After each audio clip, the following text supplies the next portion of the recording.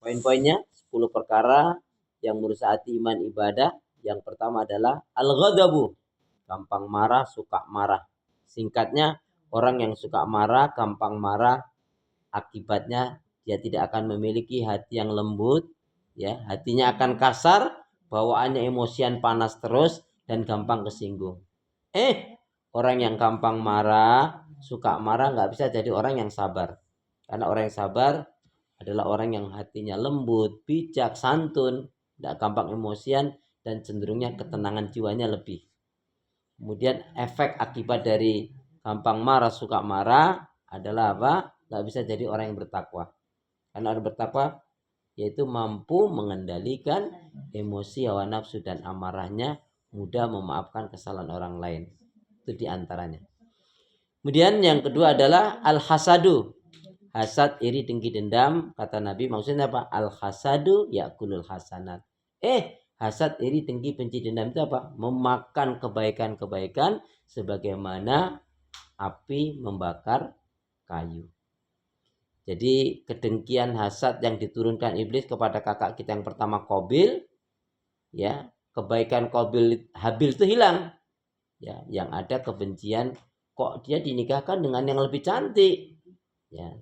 Sementara padahal Habil ini memang nurut, lebih rajin, lebih taat ibadahnya, ya bakti sama orang tuanya, ya akhlaknya juga baik. Maka kebaikan-kebaikan itu kalau kita punya hasad dengki nggak akan tampak, hilang. Seperti kakak-kakaknya Nabi Yusuf. Kakak-kakaknya Nabi Yusuf itu sudah tahu Yusuf itu paling baik, paling nurut, paling cakep, ya, paling taat, ya. Segalanya pokoknya ada pada diri Yusuf.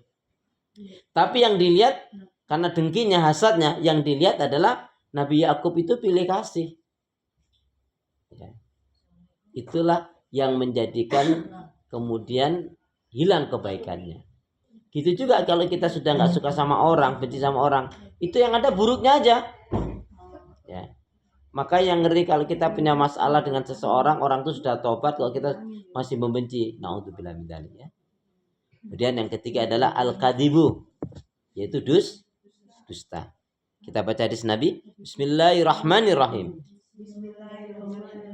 Qala Rasulullah sallallahu alaihi wasallam, Efima manahu iyyakum wal kadiba. Fa'inal kadiba mujanibun lil iman. Jauhilah oleh kalian akan berbuat dusta, karena sesungguhnya dusta itu akan menjauhkan dari keimanan. Alaikum bisidqi, kata Nabi dalam riwayat yang lain. Hendaknya kalian berlaku jujur dalam kehidupan ini. Jujur itu dicintai oleh Allah, disukai oleh manusia, membawa keburukan, menghantar. Hendaknya kalian berlaku jujur. Jujur itu dicintai oleh Allah, disukai oleh manusia, membawa kebaikan, menghantarkan ke surga. Amin. Wa iyyakum, dan jauhilah oleh kalian dusta. Dusta itu dibenci oleh Allah, dijauhi oleh manusia, membawa keburukan, menyeret ke neraka. Bu, yang ngeri ya, perhatikan ini.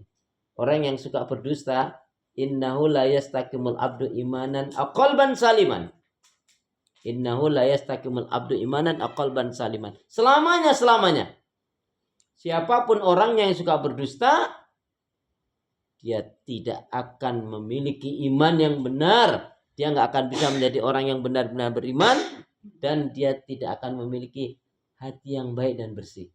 Ditambah lagi, orang yang suka berdusta itu hidupnya cenderungnya lauga. Galau. Kenapa? Karena kalau dia nggak tobat, dia akan berpikir tentang bohong yang satu, bohong yang lain. Jadi dia berpikir jangan sampai bohong saya ini ketahuan. Jadi orang yang suka berdusta, akibat efeknya dia tidak akan bisa menjadi orang yang benar-benar beriman, atau tidak akan memiliki iman yang benar. Kemudian yang kedua tadi apa? Dia tidak akan memiliki hati yang baik dan bersih. Satu lagi, hidupnya cenderungnya galau. Ya. Kenapa? Gimana ini? Jangan sampai kedustaannya diketahui. Naudzubillah min dzalik. Dan ketika Nabi ditanya, ya Rasul, ada nggak Muslim yang berzina? Ada. Mencuri? Ada. membunuh ada, mabuk ada. Tapi kemudian Nabi mengatakan, kalau mukmin pasti dia jujur. Artinya mukmin nggak mungkin dia berdusta. Jadi termasuk kita dikatakan memiliki pemimpin yang mukmin dan sudah merdeka, salah satunya kalau kita punya pemimpin yang mukmin. Yang mukmin itu paling nggak 4 kriterianya. Kalau yang pertama dia jujur, tidak dusta. Kemudian dia amanah, tidak khianat. Dan satu lagi dia yaitu adil, tidak zalim. Dan hidupnya apa? Kalau dia jujur, tidak dusta, dia amanah, tidak khianat, dia adil, tidak zalim, dan dia buktinya adalah iqamatuddin, menegakkan agama Allah Subhanahu wa taala. Iqamatuddin. Kalau kita sekarang ini bicara kemerdekaan, belum kita merdeka. Karena merdekanya seorang muslim mukmin itu kalau terbebas dari kesyirikan, kemunafikan, dan kekufuran dari dirinya. Seorang muslim mukmin yang merdeka itu apa? Dia tidak lagi diperbudak oleh dunia dan hawa nafsu. Jadi kalau dia masih diperbudak oleh dunia dan hawa nafsu, kemudian naudzubillah min dzalik, dia masih gelayut dalam lingkaran haram dan riba, sebenarnya dia belum merdeka. Maka kemerdekaan seorang muslim mukmin lepas itu semua, kemudian dia juga menjalankan syariat Allah Subhanahu wa taala. Baik, yang keempat apa? Al-bukhlu. Kikir, bahil, pelit, medit, korat, kedengkut, sambil kariang. Ya. Surat At-Taubah ayat yang ke-35. Celakalah. Siapa yang celaka? Orang yang pakainya lebih baik daripada amal ibadahnya. Orang yang terusan dunia hura-hura maksiat dan dosa, naudzubillah min dzalik, dia gampang sekali mengeluarkan hartanya di jalan syaitan, sulit sekali mengeluarkan harta di jalan Allah. Baik, yang kelima. Yang kelima yang merusak hati iman ibadah adalah ghibah.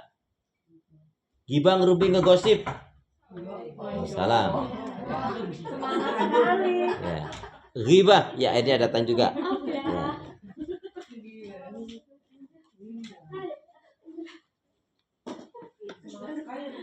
Ghibah. Ibu, yang harus kita ingat, ghibah itu sama saja menukar pahala dengan dosa. Maka At-Taubah 35. Kalau ghibah surat 4, 9, 11, 12. Ya. Sebenarnya orang yang ghibah adalah orang yang menghinakan dirinya sendiri. Dan orang yang bodoh. Kalau dia ingat, ghibah itu bisa merusak hati iman ibadah. Yang kaitannya apabila dia menggunjing, menggibah orang lain, maka sebenarnya dia menukar pahala dengan dosa. Kalau dia ingat itu sadar, mesti dia nggak akan mau. Tambah lagi, orang yang ghibah ini sebenarnya adalah orang yang betul-betul dipermainkan oleh syaitan. Dia sebetulnya menghinakan dirinya sendiri.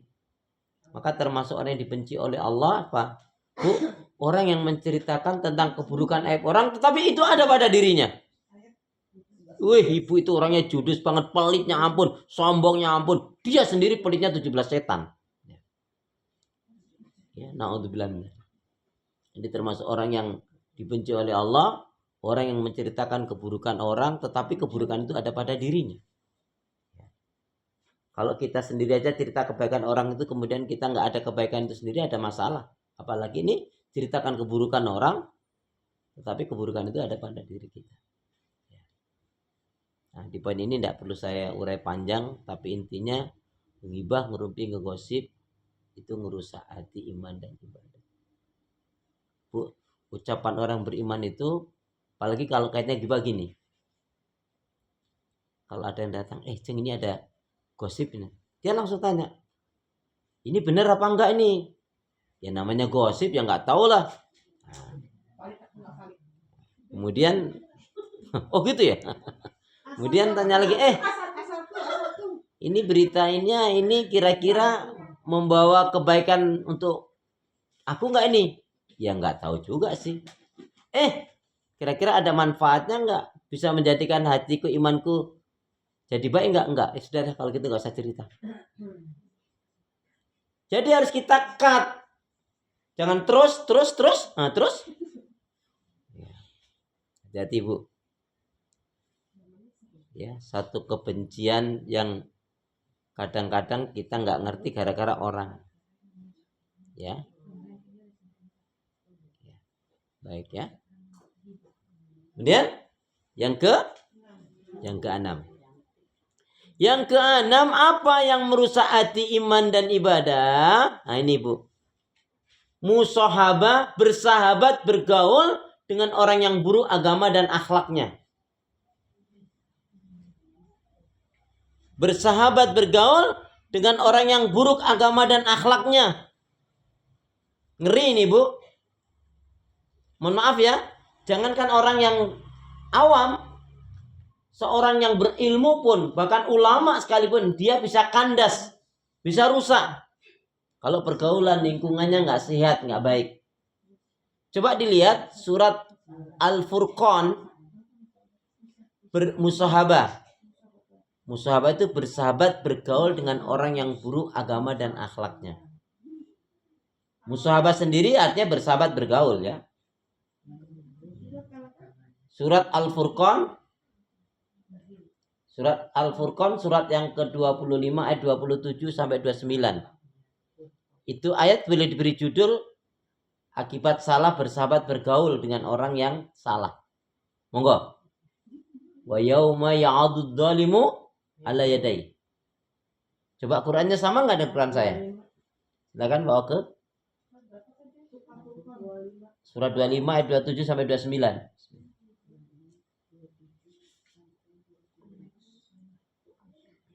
Pada hari ketika orang-orang zalim menggigit dua jarinya, menyesali perbuatannya, seraya berkata, wahai, sekiranya dulu aku mengambil jalan bersama Rasul. Wahai celaka aku, sekiranya dulu aku tidak menjadikan si fulan itu teman aku. Sungguh dia telah menyesatkan aku dari peringatan Al-Quran. Ketika Al-Quran itu telah datang kepadaku, dan setan memang pengkhianat manusia. Ya, jadi teman itu ada 3. Satu teman yang baiknya itu karena memanfaatkan diri kita. Ada maunya. Entah uangnya, entah kendaraannya, entah domplengnya, entah nama baiknya. Ada nggak teman yang seperti itu? Banyak. Jadi baiknya karena ada maunya. Memanfaatkan kita aja.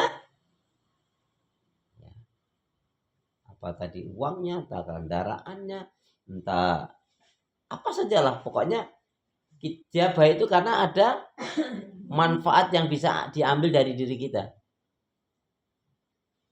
Kemudian teman yang seru-seruan. Nah ini.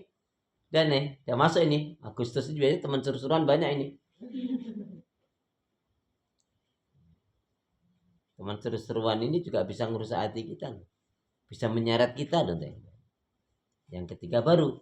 Teman yang betul-betul membawa kepada surganya Allah Subhanahu wa Ta'ala. Teman yang baik gimana? Yang ngingetin kita, lu salah lo, Jeng, salah lo, Jeng. Aku nggak mau lagi deh bergaul sama kamu kalau kamu nggak ninggalkan yang ini. Wah, dasar ini orang. Istighfar kamu. Tapi susah lo kita ngingetin gitu. Apalagi temen ini suka neraktir. Aduh, ada. Diem aja. Wah, kalau saya ingetin nanti nggak ada nih jalur pentraktir. Wah, masalah. Bu, yang menarik dari Al-Quran tadi itu ada kata-kata laqad ja'ani dzikri. Telah datang kepadaku nasihat-nasihat peringatan. Ini bukan orang yang awam, orang yang hebat, pinter sekalipun. Satu kisah di satu negeri, ada seorang ulama yang ketika dia ulama tegas, itu salah, itu dosa, haram. Tapi begitu dia jadi pejabat sampai yaitu wakil presiden yang tadinya fatwanya haram jadi halal. Itu bermasalah. Dulu di zaman Nabi Musa ada namanya Bal'am bin Baura. Bal'am bin Baura ini adalah orang yang paling paham Taurat setelah Nabi Musa dan Nabi Harun tentunya. Kepercayaannya Nabi Musa, Nabi Harun. Berapa orang yang diislamkan beriman tubuh akibat dakwanya. Tapi akhirnya apa? Gara-gara teman gaulnya lingkungan orang-orang yang buruk agama akhlaknya, akhirnya dia malah memusuhi, malah menyalahkan Taurat. Yang akhirnya dilaknat oleh Allah, kepalanya kepala anjing. menjulur sampai perut, bahkan sampai lututnya. Maka ketika ibunya menggendong itu, orang-orang terkejut. Ini siapa ini? Yang Anda gendong ini? Nangis ibunya. Karena tidak ngerti, ini Bal'am ini. Loh, kok bisa begitu? Kalian tahu, ketika Bal'am, ya, dulu dia berpegang dengan Taurat, mengajarkan orang menjadi beriman, tapi akhirnya dia apa? Karena lingkungannya orang-orang yang nggak baik, dia kandas juga. Makanya Bu, ini prinsip ya. Yuk kita baca. Bismillahirrahmanirrahim. Bismillahirrahmanirrahim. Ay kama qala Rasulullah sallallahu alaihi wasallam. La tusahib. La tusahib. Illa mu'minan. La tusahib. Illa mu'minan. Janganlah kalian bergaul kecuali dengan seorang mukmin. Bu, cari teman yang pertama alim. Jadi kriteria teman yang baik Ibu bisa tulis. 1, ya. Jadi tadi kita jangan sampai bersahabat bergaul dengan orang-orang teman yang nggak baik agama dan akhlaknya. Nah, lalu solusinya gimana ya? Kita kalau bersahabat bergaul dengan teman yang baik. Teman yang baik itu yang gimana? Yang pertama adalah alim, yang berilmu, benar. Cari teman sahabat yang berilmu, Bu. Kalau teman sahabat kita itu berilmu, Bu, kita nggak tahu jadi tahu, kita ragu jadi yakin, kita salah jadi benar. Ya. Tapi kalau kita sendiri bodoh, temennya bodoh lagi, wadah kuadrat. Tapi kalau kita tidak ngerti, kok teman sahabat kita ngerti, oh Masya Allah. Bu ngerti kalau kita bersahabat bergaul dengan orang yang berilmu, itu disadari nggak disadari, satu kebaikan Allah berikan, pahala Allah berikan. Kemudian apa Bu? Keberkahan dan doanya. Selain jelas nasihat. Maka cari. Kemudian Bu, kaitannya dengan teman yang baik ini apa kata seorang ulama Hasan Al-Basri rahimahullah? Aksiru. Ibhas. Cari sebanyak mungkin. Apa? Yaitu orang yang baik, teman yang baik. Kenapa? Karena teman yang baik, sahabat yang baik itu Bu, dia akan menjadi penolong syafaat bagi diri kalian. Tapi mohon maaf Bu, ungkapan yang satu ini sudah sangat viral. Mungkin ibu-ibu sudah sering mendengar. Dan saya nggak sepaham ini. Ibu pernah dengar kan? Kalau kamu nanti di surga dan kamu melihat aku tidak ada, carilah aku di... Gitu kan? Pernah dengar itu kan? Saya tidak sepaham ini. Walaupun itu sudah viral. Berapa? Nah, berarti kan daftarkan diri ke neraka. Berarti nggak pede juga dia. Padahal masing-masing orang tuh ya fastabiqul khairat. Tapi coba alangkah indahnya. Ayo sama-sama kita fastabiqul khairat agar kita sama-sama menjadi penghuni surganya Allah. Kan enak begitu bahasanya.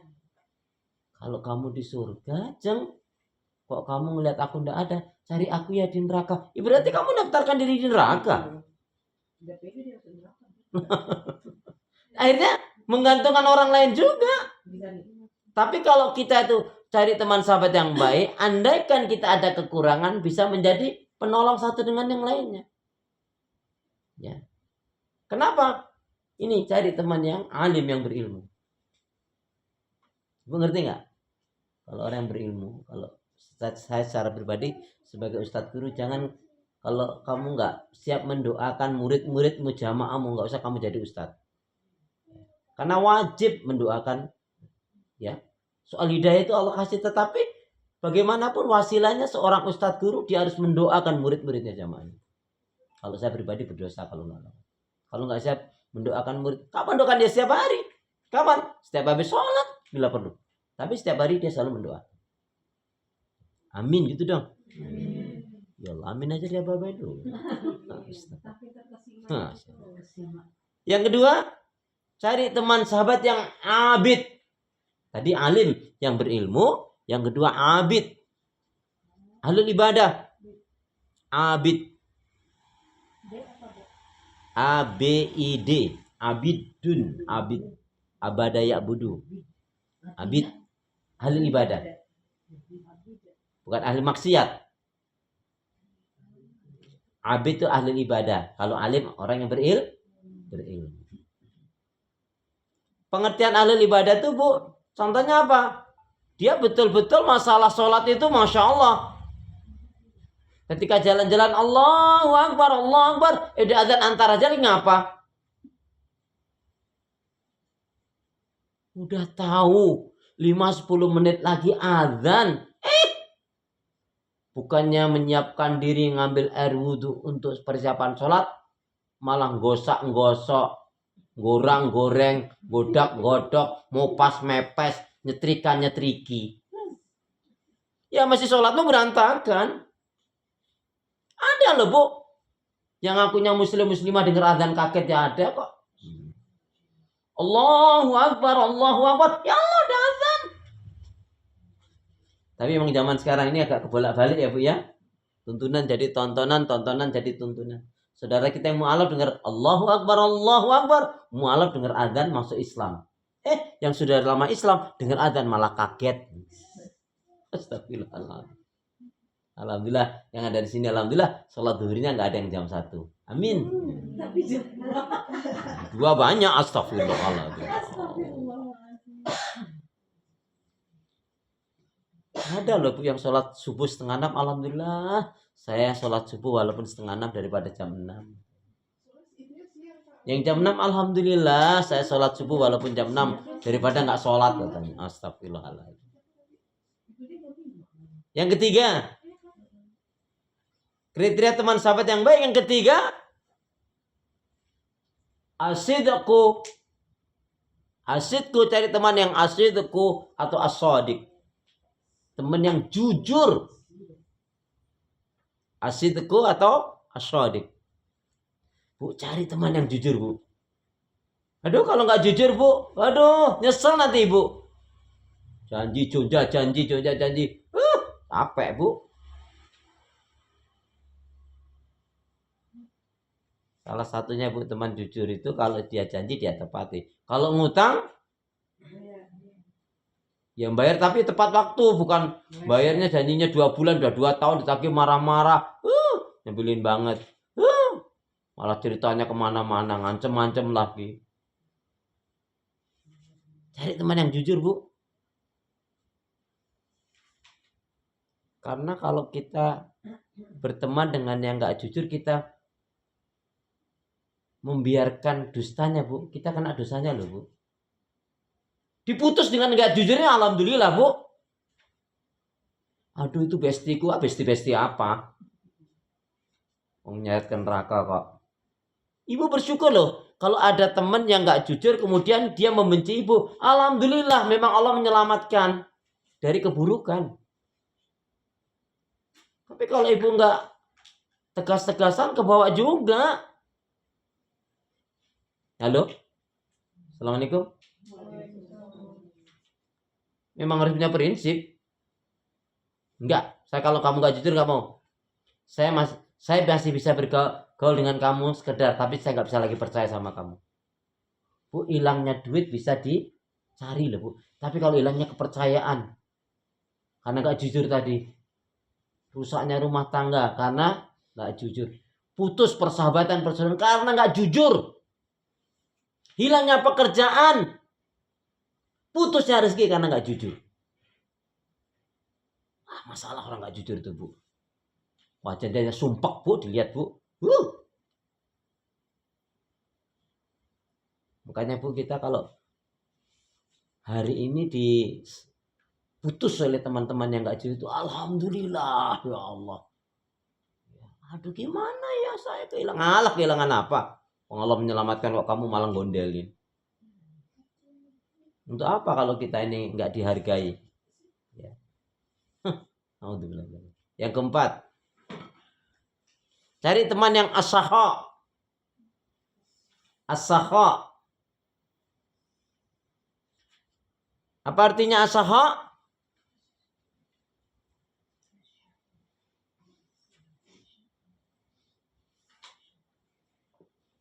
Ini kelihatannya bukan orang Arab ya. Jadi as-sakha di sini apa artinya? Yaitu dermawan. Dermawan. Suka memberi, membantu, menolong. Suka memberi, membantu, menolong. Bu, seneng Bu temen yang kayak gini nih Bu.